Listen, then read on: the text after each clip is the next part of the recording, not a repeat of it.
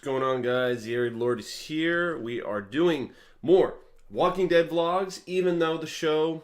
I'm trying to find a place to put my water bottle. Even though the show is not on until February, 1 week after the Super Bowl. For some reason, with Season 8, it was like February 25th. Anyone remember that? It was like 2 or 3 weeks after the Super Bowl. The tradition for The Walking Dead is that it comes back after the Super Bowl. It didn't follow that last year, but it's going to be following it this year according to the date that it comes back. So you can all mark it on your calendars. I will tell you in a minute.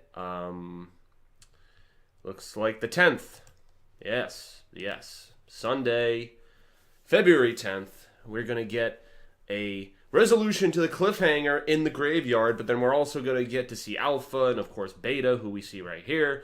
The whole Whisper conflict unfolded. We're going to see where Negan goes upon breaking out of prison. Lots of deviations from the comics. Lots of cool stuff to see. All of that is well and good. However, I wanted to bring this up ever since I reviewed the most recent episode, which was the mid-season finale. This is about Tom Payne, who plays Jesus. Obviously, big spoiler warning for everyone who didn't see the mid-season finale of Season 9 of The Walking Dead. Jesus was killed by a Whisperer. Really epic scene. The reactions on the internet are pretty cool.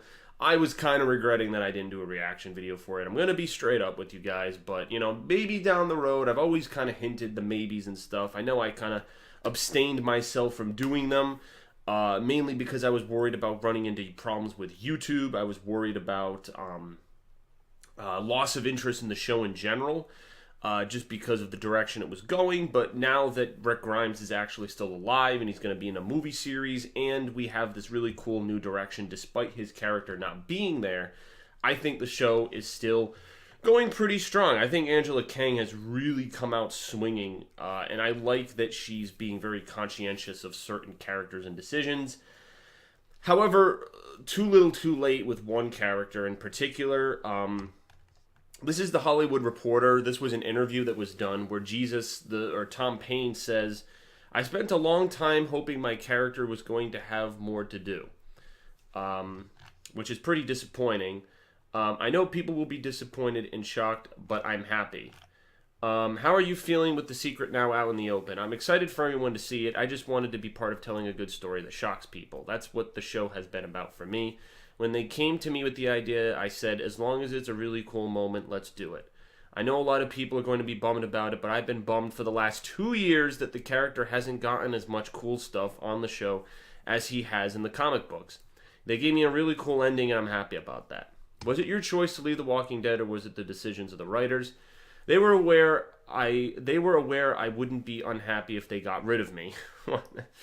I expressed unhappiness last season. I was very frustrated with what the character had been doing. He arrived in a very cool way, and then he floundered at the hilltop. During the war with the Saviors, the only person he had a fight with was a man who was on his side, Morgan. In the comics, he has this massive fight scene with Negan. He catches a grenade and throws it back at his enemies. He's the most capable member of the entire group, and he wasn't used at all on the show. In the background, I was training every single week. I was ready and roaring to go. You can't help but feel a little bit despondent when you're not released to do some cool stuff. It was mutual, and they knew I would be okay with it. It's an amazing show, and I was honored to be a part of it, but at the same time, being the same character without anything fun to do is a bit frustrating. It goes on a little bit more, but like I felt like that paragraph kind of summed it up quite nicely for you guys. I don't know why my nose looks so freaking red on the camera right now. I swear to you guys, it's not broken or anything. It looks super red right now. I don't know why. Anyway, I'll have to look at that. But dude, like, so. For anyone who reads the comic books, I don't know if you guys know about this. I should bring it up because it is a really cool scene from the comics. One-on-one fight. This fight. And it's, I don't know if you guys can see it. Can you see it? It's, alright, I'm going to bring this image up for you guys. I'm going to do a little improv right here. because I think this is necessary to telling the whole story right here. It's really disappointing. Just Scott Gimple strikes again. Hold on, I'm doing a little on the fly here, trying to add this in. In a way, this was kind of... oh my gosh. You know... Oh, Scott Gimple, you interesting human being. Just... Alright, now that I have the image up, I'm going to blow it up for you guys a little bit. This fight scene right here, can you see it? What it says. This is a scene from the comic. So this, to give you guys context, I know you can't see me right now. Alright, we'll do this. To give you guys context, this happens in the season 7 finale. So you know when the tiger jumps and the whole this is the kingdom and the hilltop arrive to save Rick in the final moments right before Carl's about to get his head smashed. This is when this happens. So why the fuck hasn't someone shot you? Your soldiers suck and the apple doesn't fall too far. And then you see he's like flap, flap, flap. And as I was searching this, let's see. Tom Payne has trained for a Jesus vs. Negan fight on The Walking Dead. Season 7 of The Walking Dead has been loaded with iconic moments from Robert Kirkman's comics. We started with the death of Glenn. We've had Negan's dialogue sprinkled throughout, and the stage has been set for several others to occur, starting with Sunday's mid-season finale. So this article was December 7th of 2016, before the mid-season finale even came out. One great moment we should be expecting eventually is an epic duel between resident ninja Jesus and town menace Negan. Jesus actor Tom Payne is very much aware of the scene and looking forward to it, though he won't admit whether or not the fight has been filmed for Season 7. Speaking to comicbook.com, an exclusive interview, Payne dished on his preparation for the fight scene with the 6'2" Jeffrey Dean Morgan.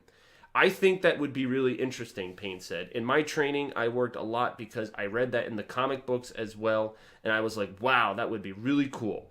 Obviously, there's a height difference between me and Jeffrey. We worked a lot on Jesus being very quick and efficient in much the same way that scenes play out in the comics.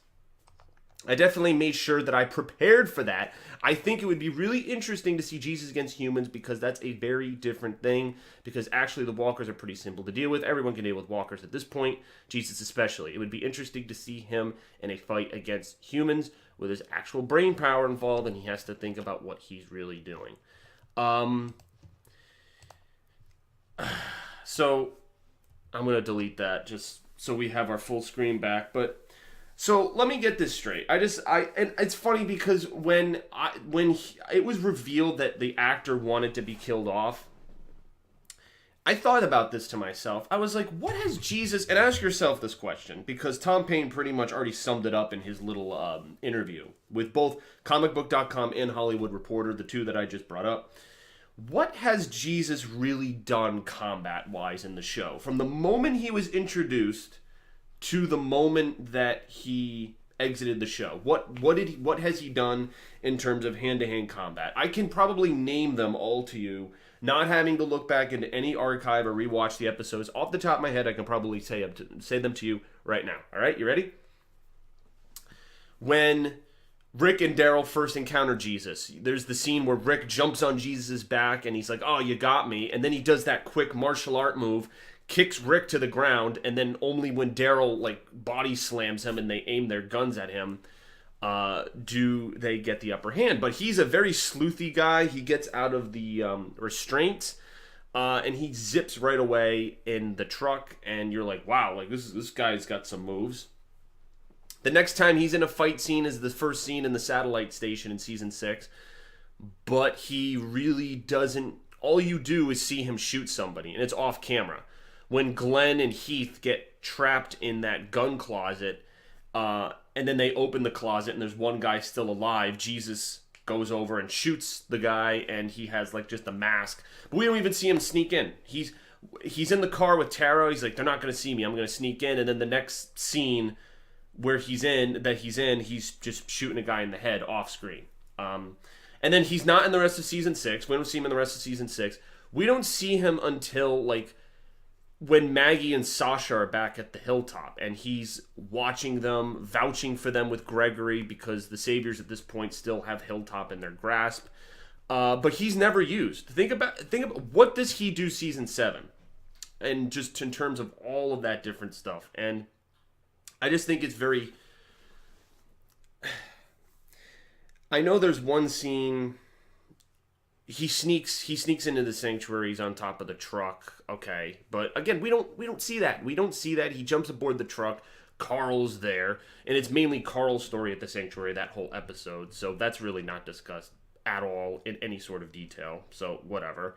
So yeah, he has that one sleuthy scene. He gets Daryl out of the sanctuary. He introduces Rick to Ezekiel, and then in the final, that season 7 finale, the scene where I showed you that image where Negan and Jesus are fighting each other, and then he gets a gun to his head, he throws a grenade back.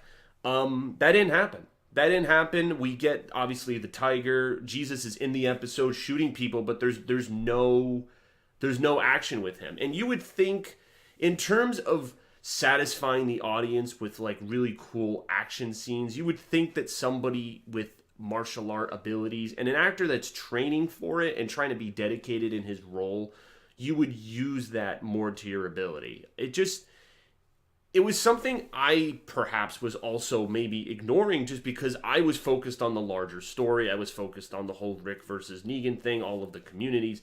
I wasn't necessarily... because I just assumed Jesus would always be there. But then as time went on, I was like, yeah, he's not really doing much. And then in this interview, it was illuminated to me just how underutilized the character really was. And what he's saying here is that he actually liked the way his character went out because he actually got to do some hand-to-hand combat. You know that really cool scene in the graveyard where he does that flip and then slices the zombie with the knife? He's got his iconic sword from the comics, that man bun from the comics. It's unfortunate because just as they're revving up the engine and they're really pulling all the stops, they're like, wow, like we're finally using this character. Like just as soon as they start to use this character in all of his forms and all of the forms that he's really unleashed in the comic books, in that very sequence, he dies. They get rid of him. It's almost like they did it to just appease the actor, but at the same time bring justice to the character, because again, this is Angela's decision, much less it's not really Scott's. But I would really be interested to know, like I would be interested to interview Scott Gimple and say, what was your plan with Jesus's character? Was he there just to introduce the whole Hilltop Savior conflict? Was he there just to help Maggie get into her leadership role at the Hilltop? Was he there as a liaison between Ezekiel and Rick? Like, what was your plan with this character? Because the actor was training in all of these fight scenes, and like he said, the only notable fight scene he had was with Morgan, who's on his fucking side, and Morgan's just whacking out of his mind, and they have this stupid fucking fight scene for no reason whatsoever. And it's like... Tom Payne literally resonated everything fans were feeling, and I think he brought more attention to it. And myself, I'm like, oh wow, they really didn't do much with that character. That's kind of fucking shitty. It's annoying looking back because I'm thinking to myself, of all the things that I missed from the Savior conflict, obviously Negan saying the F word was a big one because there are many cool one-liners he didn't get to say because he couldn't use his favorite word. Feels like you're ripping something away from the character. It's like, it's like having the Joker but taking away his makeup. I mean, it's kind of what you do with Negan if you take away the F word. It's just the thing that he likes to do. I mean, other than wielding Lucille, it's just what makes Negan. And when Jeffrey Dean Morgan was first gearing up for the role, he joked about that. He's like, oh, I get to say the F word all the time. It's like, well, now with AMC's rules and restrictions, now they've laxed the rules over the past couple of years, I'd say, since that introduction, because people were like, come on, like this is a mature show with guts and zombies and explosions and gunshots, like come on, like show us something that resonates. I mean, the shits and ass are fine, but people would be saying the F word. All right, there's no rules in society anymore. People would be saying the F word. Okay, just to put that out there. But this is disappointing, man. It's just disappointing it's disappointing to look back and see that a character was underutilized, to see that there were scenes and things from the comics, that savior arc, that just weren't used at all. They just weren't. That scene that I showed you with them in that one-on-one fight, the choreograph, you could have used the choreograph from the comics and how it's done. He sneaks past an entire enemy line, he throws a grenade back. I just don't get it. I mean, the only thing I can remember Jesus doing in season 8 was he was the voice of reason. He was saying to Maggie, like, oh, we shouldn't kill the prisoners of war. And it's like, this guy has more things to do. And it sucks because now that he's dead, it's not a character that was utilized. Like, when I think of some of the deaths from throughout the season, I usually think to myself, all right, they had a lasting legacy and now they're gone. But with Jesus, he was just kind of there. He was just like, hey, I'm the henchman. If anyone needs help, I'm here. I'm Jesus. Like, I don't know, man. It's frustrating. But the thing is, like, you got to be happy at the same time that he did get to go out on the actiony badass that he was. Because remember that one kill in the graveyard where he, like, axe kicks a zombie's head against a gravestone, it just explodes? Like, I was like, damn. I was like, wow. Like, because I was kind of shocked because I'm not used to seeing that. And I should be used to seeing that. I should be used to seeing it, but I'm not.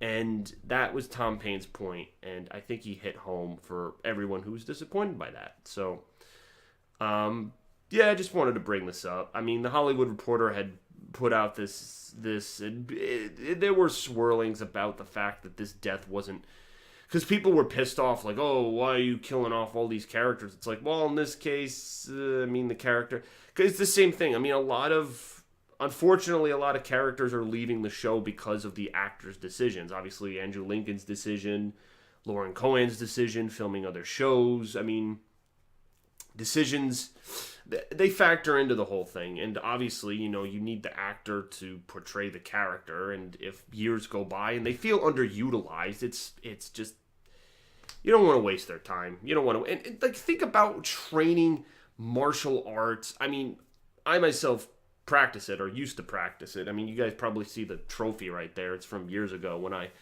got my junior black belt. And I know how tough it is, and to learn all of that choreography and see it on see a physical page on a comic book and say, oh, I'm going to adapt that. There's going to be a film version with me someday. And everyone's going to watch it, and it's going to be the coolest thing. And yeah, it's so stupid. It's like having like this big bag of gold, and you don't use it for anything. You just hide it under the bed. You're like, well, I could have bought a freaking car and a condo with that. You know, it's just sitting under my bed. You know, it's really cool looking. It looks really cool, but man, it's just gonna sit under there. Just gonna sit under there. You know, just no one's gonna use it. So, yeah. Let me know what you guys think. This is the first like discussion-y vlog of many that I'll try to fill the void with until we get to February. But for now, I figure let's bring up one controversial topic that happened, that came out of that mid-season. So yeah, thank you guys for watching. Post any vlog ideas or things you want me to cover moving forward. And yeah, I'll see you later for more content. Peace.